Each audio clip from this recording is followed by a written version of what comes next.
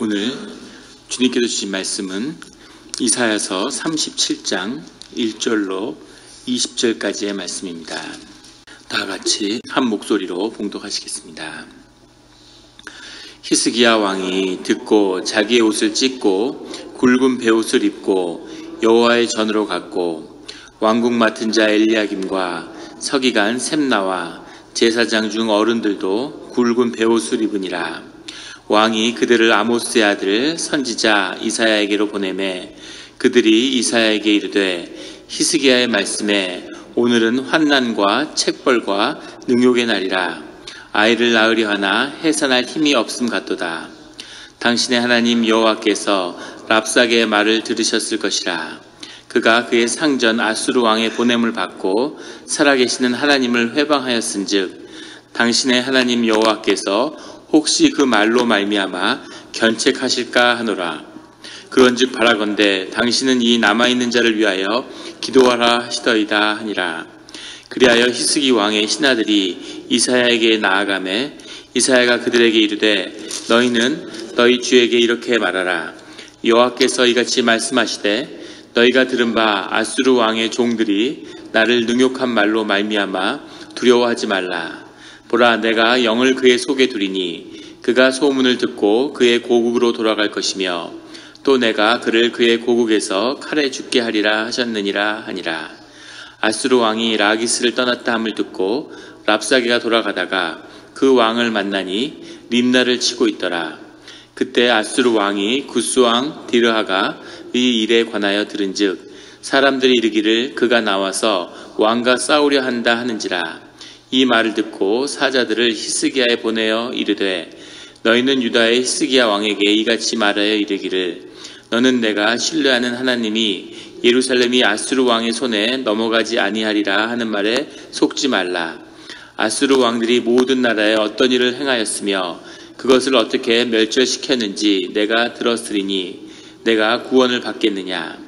나의 조상들이 멸하신 열방 고산과 하란과 레셉과 및 들리살에 있는 에덴 자손을 그 나라들의 신들이 건졌더냐.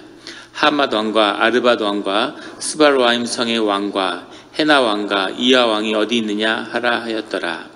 히스기야가 그 사자들의 손에서 글을 받아보고 여호와의 전에 올라가서 그 글을 여호와 앞에 펴놓고 여호와께 기도하여 이르되 그룹 사이에 계신 이스라엘 하나님 만군의 여호와여, 주는 천하 만국의 유일하신 하나님이시라. 주께서 천지를 만드셨나이다. 여호와여, 귀를 기울여 들으시옵소서. 여호와여, 눈을 뜨고 보시옵소서.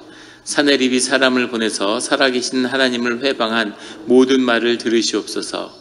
여호와여, 아수르 왕들이 과연 열국과 그들의 땅을 황폐하게 하였고 그들의 신들을 불에 던졌사오나 그들은 신이 아니라 사람의 손으로 만든 것일 뿐이요 나무와 돌이요 그러므로 멸망을 당하였나이다. 우리 하나님 여호와여, 이제 우리를 그들의 손에서 구원하사 천하 만국이 주만이 여호와이신 줄을 알게 하옵소서 하니라. 아멘. 다 같이 기도드리시겠습니다. 하나님 아버지, 감사합니다. 주의 음성을 듣고저 저희가 새벽 제단 앞에 모였습니다. 우리 마음의 기도와 우리 마음의 묵상이 주님께 연락되기로 합니다. 감사드리며 예수 그리스도의 이름으로 기도드렸습니다. 아멘. 오늘 이사야서 37장의 말씀은 이렇게 시작하고 있습니다. 히스기야 왕이 듣고 자기의 옷을 찢고 굵은 베옷을 입고 여호와의 전으로 갔고 2절에는 왕궁 맡은 자 엘리야김과 서기관 셈나와 제사장 중 어른들도 굵은 베옷을 입으니라. 왕이 그들을 아모스의 아들 선지자 이사야에게로 보내매 굵은 베옷을 입었다는 것은 깊은 슬픔과 특별한 재난이 있거나 아니면 깊은 슬픈 일을 당했을 때 굵은 베옷을 입었다고 하죠. 이것은 우리 문화와 일치하는 것입니다. 우리도 상을 당하면 베옷을 입죠. 베옷을 입고 참담한 마음을 표현하는 겁니다. 1절에 히스기야 왕이 그 신하들이 와서 그 랍사게가 전한 아수르 왕 사네립의 말을 듣고는 너무 황망하고 너무 큰 모욕을 느끼고 너무 슬픈 마음이 들어서 자기 옷을 찢었다는 거죠. 자기 옷을 찢었다는 것은 그 당시에 슬픔을 표현하는 그런 문화적인 표현의 방식이죠. 옷을 찢는 게 쉽진 않았을 겁니다. 요즘 같은 그런 옷이 아니죠. 평생 한 벌 입고 사는 거예요. 그런데 그 옷을 찢었다는 거죠. 그만큼 참남하고 자기의 존재가 감당할 수 없는 그런 슬픔을, 참남함을 경험했다는 겁니다. 두 번째는 굵은 베옷을 입었다. 굵은 베옷을 입었다고 하는 것은 자기 옷을 찢었다는 것은 슬픔을 표현하시라고 하는 거라면, 굵은 베옷을 입었다고 하는 것은 슬픔을 표현하는 거죠. 또 다른. 그 다음에 여호와의 전으로 갔고, 굵은 베옷을 입었다고 하는 것은 더 깊은 영적인 의미는 회개를 한다는 뜻이 들어있습니다. 주님 앞에서 회개한다는 거죠. 그리고 여호와의 전으로 갔다라는 것은 그 마음의 참담함을 감당하기 위해서 주님 앞에 이제 기도하러 나아가는 거죠.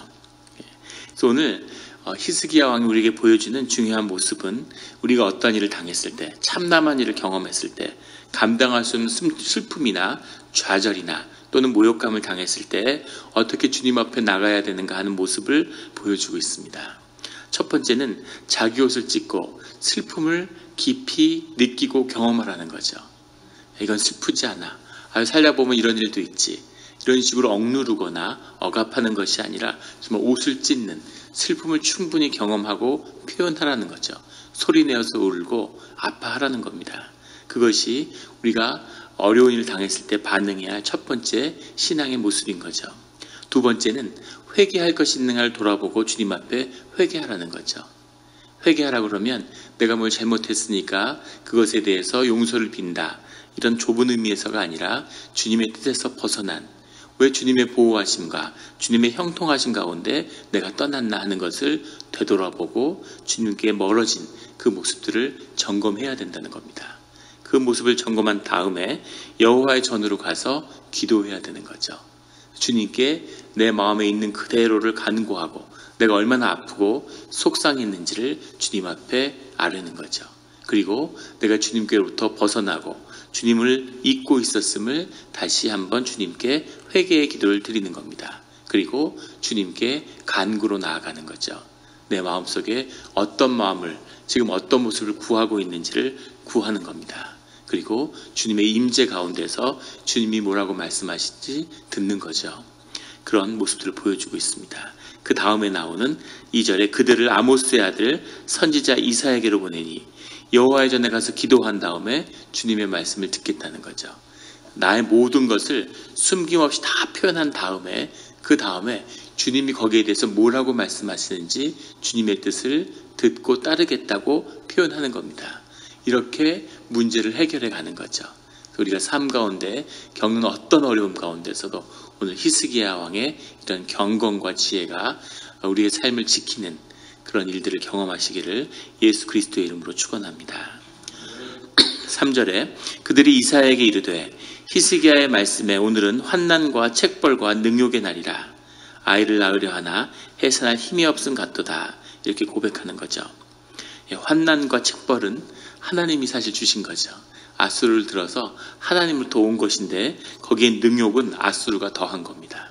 아수르의 문제는 바로 이거죠. 환난과 책벌을 주라고 주님이 쓰임을 받았는데 거기에 대적의 무리에 사로잡혀서, 이것이 마귀의 사악함이죠. 숨어 있다가 그러다가 하나님의 역사하심에 빌붙어서 그 방향을 조금 틀고 그 안에서 자기의 악한 뜻을 이루는 것, 이것이 대적의 무리가 하는 짓이죠. 그런데 환난과 책벌까지는 주님이 용납하신 건데 전혀 주님의 뜻에 없는 능욕함을 그 위에 더한 거죠. 그래서 전쟁에 진 사람들, 패배한 사람들에게 잔인하게 굴고 자신들이 받지 않는 그 곤욕을 그들에게 가했다. 주님이 이렇게 말씀하시죠. 자기들이 특별히 그런 일을 당한 적도 없고 복수도 아닌데 그 안에 악이 막 발동해서 잔인하고 모욕하고 능욕을 주는 그런 일들을 아수르가 스스럼 없이 하다가 그것 때문에 아수르도 똑같은 일을 경험하고 징계를 받게 된다는 겁니다. 4절에 당신의 하나님 여호와께서, 당신의 하나님이라고 부르고 있습니다. 하나님 앞에 나왔는데 이제까지 하나님을 찾지 않고 애굽을 찾고 여러 가지 지혜를 찾고 하나님 앞에 전에 조심스럽게 나왔는데 조심스러워서 나의 하나님, 우리 하나님이라고 부르지 않고 당신의 하나님 이렇게 부르고 있는 거죠. 아주 겸손하고 얼마나 낮아졌는지 이런 고백으로 주님 앞에 나오고 있는 겁니다. 랍사게의 말을 들으셨을 것이라. 그가 그의 성전 아수르의 왕을 보냄을 받고 살아계시는 하나님을 회방하였은즉 하나님을 모욕하지 않았습니까? 이렇게 얘기하는 거죠. 당신의 하나님 여호와께서 혹시 그 말로 말미암아 견책을 하실까 해서 왔다는 거죠. 아주 조심스럽게 얘기하고 있는데 견책을 하실까 하는 것이 아니라 좀 견책을 좀 해주십시오 하는 것이 솔직한 간구하는 거죠. 이 상태를 그냥 좌시하시겠습니까? 라고 이야기하는 건데 얼마나 조심스럽게 얘기를 하고 있는지 몰라요. 그런즉 바라건대 당신은 이 남아있는 자를 위하여 기도하라 하시더이다. 남은 자라는 건 이사야가 수십 년간 선포했던 거죠. 주님이 환난과 고난 가운데 여전히 주님을 기다리고 주님을 기억하며 기도하는 자들, 남은 자들이 있다는 거죠. 그래서 이 구약에 흐르는 성경 전체에 흐르는 아주 중요한 그 개념이 남아있는 자라는 겁니다. 이사야에서 표출되고 있는, 근데 이것을 그대로 받아서 남아있는 자를 위해 기도해달라. 지금 예루살렘과 궁정에는 남아있는 자들이 있다는 거죠. 자신들이 남아있는 자고 주님의 개입을 기다리고 있으니까 우리를 위해서 기도해 주십시오 라고 부탁하고 있습니다. 5절에 그리하여 히스기야 왕의 신하들이 이사야에게 나아가매 6절에 이사야가 그들에게 이르되 너희 주에게 이렇게 말하라. 지금 이사야가 하나님이 높임을 받으니까 이사야 선지자도 높임을 받은 거죠. 하나님의 말씀을 전하니까. 이사야가 이사야 주에게, 너희 주에게, 이사야의 주기도 하죠. 이사야 선지자도 유다의 사람이니까. 그런데 너희 하나님한테, 너희 주한테 이렇게 말해. 여호와께서 이같이 말씀하시되 너희가 들은 바 아수르 왕의 종들이 나를 능욕할 말로 말미암아 두려워하지 말라. 하나님의 권위가 흔들리는 것 같으니까 두려움에 떨고 있는데 두려워하지 말라고 말씀하고 계시는 거죠. 두려워하지 말라는 말이 성경에 가장 많이 나오는 말들 중에 하나인데 365번 나온답니다. 성경 전체. 누가 이런 걸 또 이렇게 세고 있는지. 왜 365번 나올까요? 매일 한 번씩 두려워하지 말라 이 말씀을 새겨야 되는 거죠. 우리 마음속에 늘 두려움이 있는 거죠. 주님은 늘 두려워하지 말라고 말씀하시는 겁니다. 이상한 거는 주님을 두려워하라고 이야기하죠. 주님은 두려워하지 않고 세상을 두려워하지 말라고 하는데 늘 세상은 두려워하는 거죠. 반대로 늘 가는 겁니다.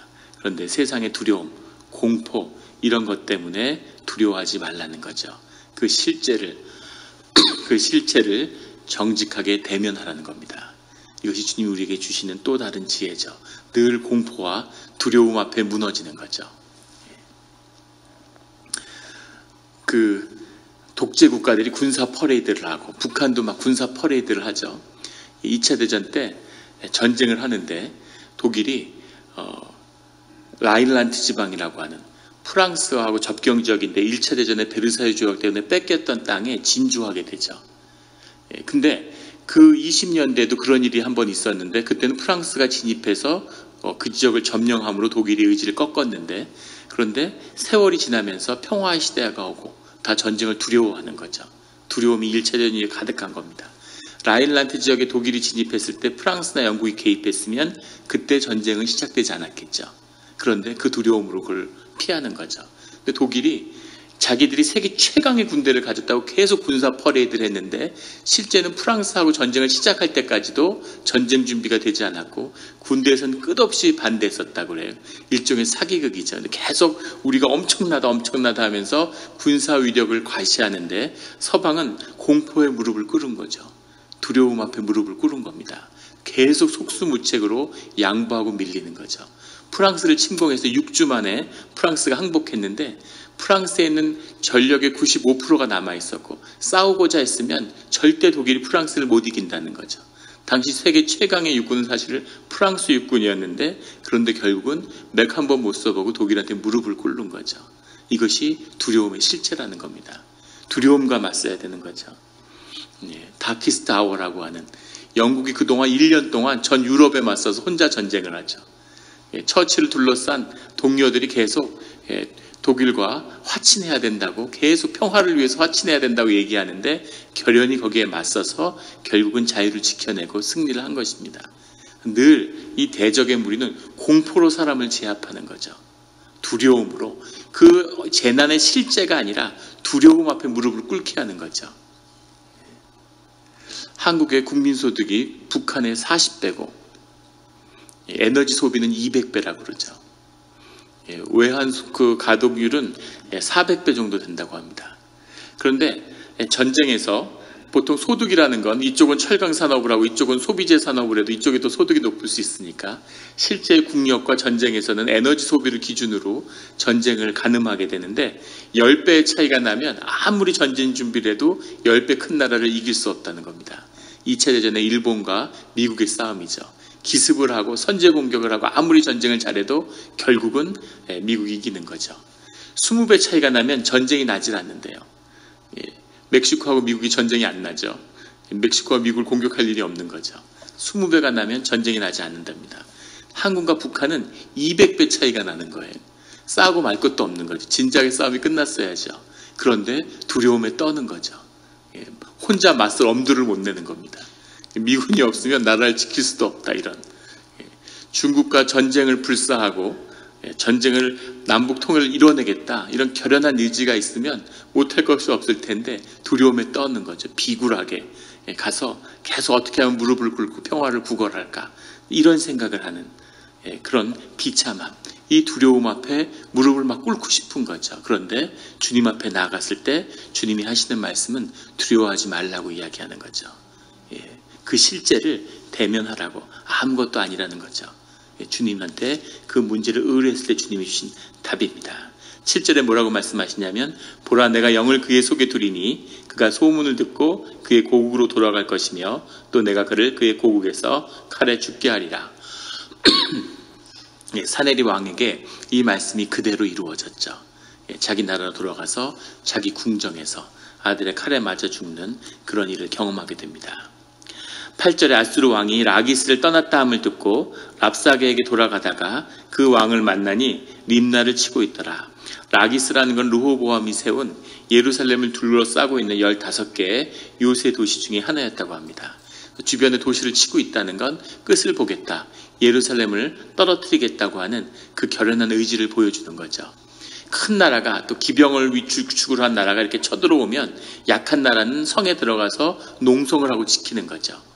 우리나라도 전통적으로 다 성이 산에 있잖아요. 산성이죠. 산성에 싸갖고 들어가서 계속 버티는 거예요. 항복 안 하고. 그것이 그 저항의 방법인데, 그 방법을 너무 오랫동안 똑같은 방법을 쓰니까 그 병절한 이럴 때는 그 청나라의 군대가 그 성들을 공략하지 않고 그냥 밀고 내려온 거죠. 그래서 그냥 겨울에 강이 얼었을 때 막 기병을 이용해서 쳐들어오니까 사흘 만에 한양성에 도착했다 그러죠. 아무 성도 공격하지 않고 그 성을 둘러싸고 함락하고 내려와야 되는데 그냥 한양성으로 쇄도한 거죠. 그러니까 강화도로 갈 시간이 없으니까 남한산성에 들어갔다가 아무 성도 공격당한 적이 없는데 그 성 하나가 고립돼서 함락해서 그냥 항복하고 말았죠. 그것처럼 지금도 밀려와서 예루살렘을 에워쌌는데 다시 군대를 빼서 주변에 있는 요새 도시들을 하나씩 무너뜨리기 시작한 거죠. 림나는 또 레위인들이 모여 살았다는 건 얼마나 거기에 독한 사람들이 많이 살았다는 걸 보여주는 거죠. 림나도 요새 도시인데 라기스를 치다가 림나를 치고 있는 겁니다. 그런데 10절에 이 주변이 심상치 않다는 보고를 들으니까 이 사내립이 다시 히스기야 왕한테 메시지를 보내는 거죠. 너희는 유다의 히스기야 왕에게 이같이 말하여 이르기를, 너는 내가 신뢰하는 하나님이 예루살렘이 아수르 왕의 손에 넘어가지 아니하리라 하는 말에 속지 말라, 이렇게 이야기하고 있습니다. 아주 영적인, 자기가 마귀의 사탄의 메신저가 된 것처럼 이야기하고 있어요. 거의 하나님처럼 이야기하는 거죠. 하나님이 하는 말에 속지 말라고 히스기야에게 전해라, 이렇게 이야기하고 있는 거죠. 이것은 언뜻 보기에도 사내립이 할 수 있는 이야기가 아니죠.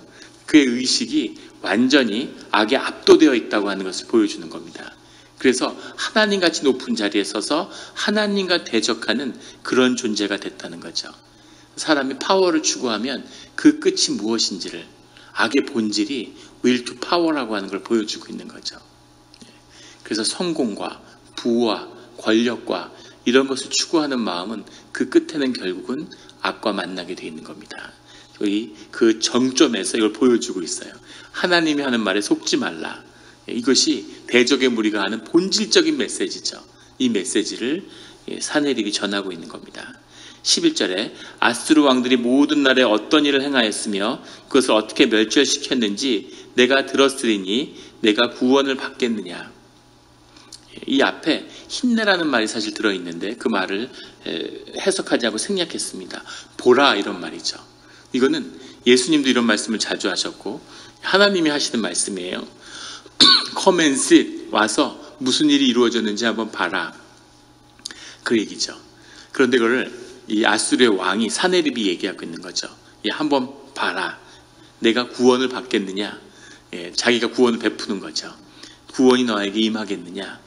이렇게 하나님 같은, 신 같은 그런 말로 사네립이 이야기하고 있는 거죠. 왜 아수르의 그 막강한 군대가 전 근동아시아를 초토화시켰는데 예루살렘을 포위하고 무릎을 꿇으라고 요구하고 있을까요? 그냥 침략해가지고 그냥 점령해버리면 되지, 학살을 해버리면 되지, 왜 이런 식으로 나올까요? 후금이 청나라가 되기 전에 그 병자론에 쳐들어와서 남한산성을 47일 동안 포위했는데 쳐들어와서 아마 공격하려고 했으면 그날 함락됐을 겁니다. 추위에 떡을 먹을 것도 없는 그런 병사들 수천 명이 지키고 있는데 실제는 4만이었다고 하지만 그건 하는 소리고 2만도 안 됐을 거고 대부분이 동네에 있는 농민들을 끌고 들어간 거죠. 그걸 들어가지 않았으면 좀 오래 겼을 텐데 먹을 게 없어서 말을 잡아먹고 그러면서 있는 그 부대를 십수만 명이, 중국도 명나라도 떨던 그 부대가 포위했는데 그냥 점령하면 되죠. 그냥 올라서 점령하면 되는데 그렇게 하지 않고 포위하고 나와서 굴복하라고 기다리고 있는 거죠. 왜 그랬을까요? 이것이 통치의 근간이고 이것이 지배의 본질이기 때문이죠. 그 굴종을 내면으로 받아들이라는 겁니다. 그걸 받아들이지 않고 저항하고 맞서면 절대 지배할 수 없죠. 항상 그 위협 앞에 스스로 무릎 꿇을 때 패배하게 되는 거죠. 다키스타워에 보면 처칠이 강요들이 독일과 화친해야 된다고 요구하는데 그런 얘기를 해요. 소리를 꽥 지르면서 전쟁에 패배한 나라는 또 싸울 기회가 있지만 무릎을 꿇고 항복한 나라는 기회가 없다고, 노예의 길을 선택한 나라는 그렇게 얘기를 하죠. 그런데 이 본질을 수많은 전쟁을 하면서 알고 있는 거예요. 지배가 뭔지, 굴종이 뭔지를. 그래서 스스로 무릎 꿇으라고 위협을 하면서 기다리고 있는 거죠. 무력으로 제압해도 사람을 지배할 수 없다는 걸, 예루살렘을 지배할 수 없다는 걸 아는 거죠. 무릎을 꿇고 마음으로 굴종을 해야, 그래야 지배가 된다는 걸 알기 때문에 이 영적인 이 본질을 꺾으려고 하는 거죠. 어떤 고난이 삶을 덮쳐와도 내 영이 그것에 굴종하지 않으면, 무릎 꿇지 않으면 계속 맞서서 싸우고 결국은 생명이 이기는 겁니다. 이것이 생명의 원리고 하나님의 섭리죠. 아무리 세상이 커 보여도 거길 정직하게 주님의 이름으로 생명으로 맞서면 생명이 죽음의 권세를 이기게 돼 있어요. 그 능력을 누리시는 우리 성도님들이 되시기를 예수 그리스도의 이름으로 축원합니다. 세상에 겁먹는 거죠. 그 위협에 막 사업이 어려워지고 정직하게 주님께 의뢰하고 기도하고 그 앞으로 나아가면 살 길이 열린다는 거죠. 그런데 그 두려움에 떨고 무슨 사체의 손을 대고 무슨 모의 손을 대고 이런 식으로 그냥 굴복하는 세상의 위세에 그렇게 나아간다는 겁니다. 그런데 그 위세에 맞서서 히스기야 왕의 14절부터 19절까지 나온 히스기야의 반응은 주님께 나가서 기도하는 것이었다는 거죠. 주님께 나가서 기도하는데 20절에 뭐라고 마지막에 고백을 하니 주님이 어떤 분이신지로 시작하는 거죠. 여호와께 기도하여 이르되 15절에 16절에는 이스라엘 하나님 만군의 여호와여 주는 청하 만국의 유일하신 하나님입니다. 하나님을 높이고 하나님이 어떤 분인가를 고백하고 이런 기도가 다 회복이 돼서 기도를 쭉 하는 거죠. 그리고 20절에 우리 하나님 여호와여, 너희의 하나님, 이사야에게 너희 하나님 이렇게 물었는데 이제 우리 하나님이라고 마음의 심령이 회복되고 하나님하고 관계가 회복되니까 이제 하나님을 우리 하나님이라고 그렇게 고백하는 거죠. 우리 하나님 여호와여, 이제 우리를 그의 손에서 구원하사 천하 만국의 주만이 여호와이신 줄을 알게 하옵소서.